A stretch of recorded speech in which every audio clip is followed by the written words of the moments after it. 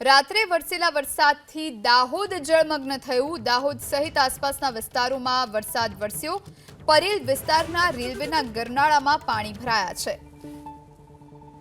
તો રાત્રે વરસેલા વરસાદથી દાહોદ જળમગ્ન થયું છે। દાહોદ સહિત આસપાસના જે ગ્રામ્ય વિસ્તારો છે ત્યાં વરસાદી માહોલ।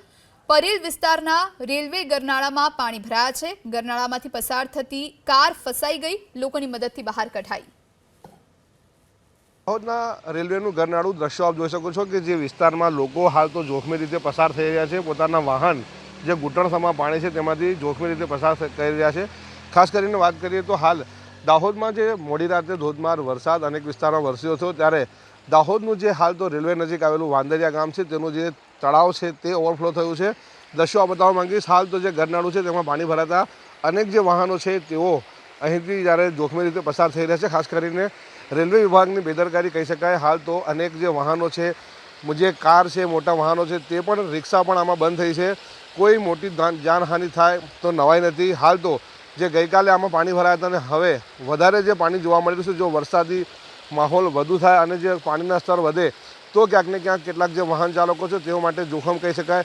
રેલવે વિભાગ દ્વારા હાલ તો કોઈપણ પ્રકારની તકેદારી કે સાવચેતીના પગલાં અહીં લેવામાં નથી આવ્યા।